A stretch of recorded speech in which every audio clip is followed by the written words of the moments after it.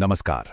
क्या हो अगर भारत की पूरी पर्वत श्रृंखला, जो हजारों सालों से हमारी रक्षा कर रही है, रातों रात गायब होने लगे। आज हम अरावली के इसी रहस्य की पड़ताल कर रहे हैं, जो एक कीमती कुदरती खजाने से एक बहुत बड़े विवाद का केंद्र बन गई है। सुनने में बिल्कुल नामुमकिन लगता है ना? कि भला 90% पहाड़ गायब कैसे हो सकते हैं। लेकिन आज हम इसी हैरान कर देने वाले रहस्य से पर्दा उठाने वाले हैं।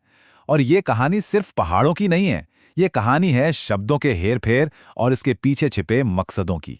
तो चलिए शुरू से शुरू करते हैं।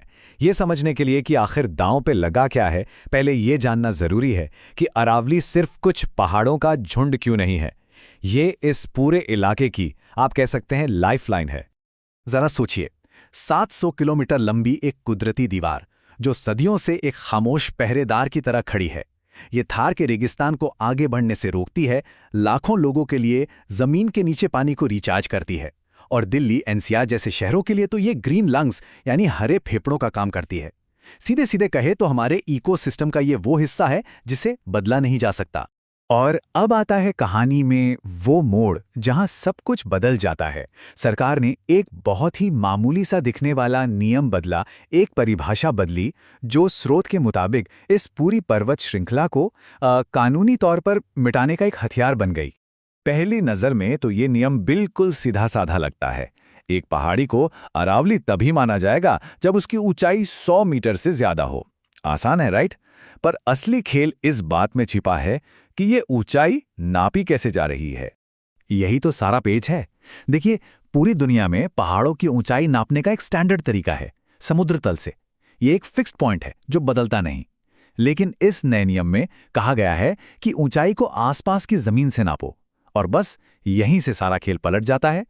तो चाल समझिए, अरावली के आसपास का जो ज्यादातर इलाका है वो पहले से ही समुद्र तल से काफी ऊंचा है।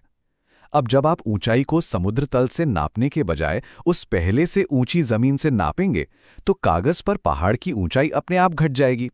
इतनी घट जाएगी कि 190 मीटर ऊंचा पहाड़ भी इस परिभाषा के हिसाब से पहाड़ी नहीं बचेगा। और इसका नतीजा चौंकाने वाला है।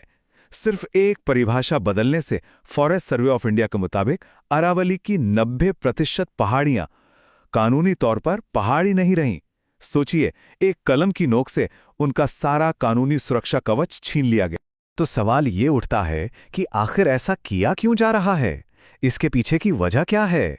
स्रोत के मुताबिक जवाब एक शब्द में है: पैसा। चलिए देखते हैं कि इस पूरी कहानी से फायदा किसको हो रहा है।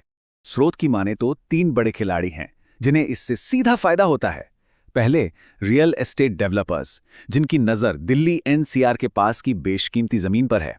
दूसरे, माइनिंग कंपनियां जो यहां के मार्बल, कॉपर जैसे खनिजों को निकालना चाहती हैं। और तीसरे, कथित तौर पर राजनीतिक पार्टियां, जिन्हें इन बड़े कॉरपोरेट ग्रुप से फंडिंग मिलती है। बात को और साफ करने के लिए स्रोत एक केस का जिक्र करता है। रिपोर्टर्स कलेक्टिव की एक जांच के मुताबिक पतंजलि ग्रुप ने फरीदाबाद में 400 एकड़ से ज्यादा की संरक्षित अरावली जमीन पर कब्जा किया, और ये सब हुआ शेल कंपनियों और 300 से ज्यादा पावर ऑफ अटॉर्नी एग्रीमेंट्स के जरिए। वो जमीन जिसे कानूनन खरीदा या बेचा ही नहीं जा सकता था।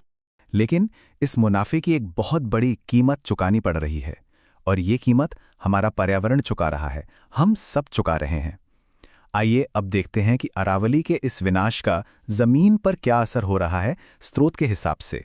सबसे बड़ा और सीधा खतरा है मरुस्थलीकरण, यानी जब उपजाऊ जमीन धीरे धीरे रेगिस्तान में बदलने लगती है।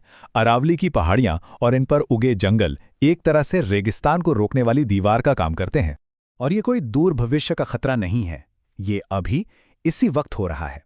यकीन करना मुश्किल है, लेकिन स्रोत के मुताबिक गैर कानूनी माइनिंग की वजह से पिछले 50 सालों में अकेले अलवर जिले में 31 पहाड़, पूरे के पूरे 31 पहाड़ गायब हो चुके हैं। इसका असर सीधा हमारे मौसम पर पड़ रहा है। अरावली में जंगल कटने की वजह से मॉनसून का पूरा साइकिल बिगड़ गया है। देखिए, 1973 में यहां 101 दिन बारिश होती थी, और 2009 तक आते आते ये आंकड़ा सिमटकर सिर्फ 25 दिन रह गया। और ये असर सिर्फ पहाड़ों तक की सीमित नहीं है। हरियाणा का ये आंकड़ा देखिए, राज्य की 8.2% जमीन रेगिस्तान बनने की कगार पर है, और स्रोत का मानना है कि इसका सीधा कनेक्शन अरावली की उस सुरक्षा दीवार के कमजोर होने से है। लेकिन ये कहानी सिर्फ तबाही की नहीं है। जब ये खबर लोगों तक पहुंची तो एक जबरदस्त आवाज उठी।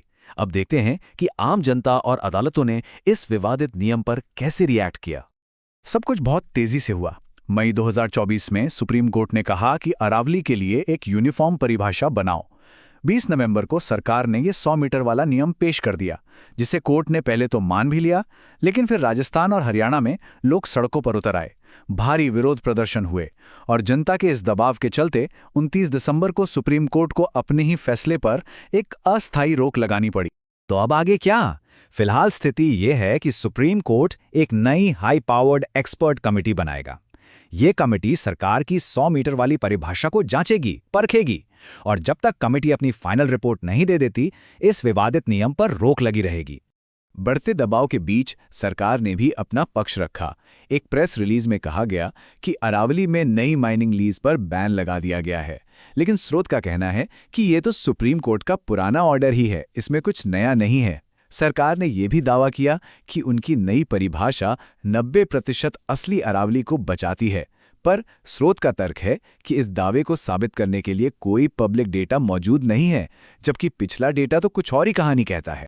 और यहीं आकर हम आज के सबसे बड़े सवाल पर रुक जाते हैं। दुनिया की सबसे पुरानी पर्वत श्रृंखलाओं में से एक अरावली का भविष्य अब एक कमेटी के हाथों में है। सवाल यह है कि क्या जनता का दबाव जिसने इस मुद्दे को यहां तक पहुंचाया है, इन प्राचीन पहाड़ों को बचाने के लिए काफी साबित होगा? इसका जवाब तो खैर आने वाला वक्त ही देगा।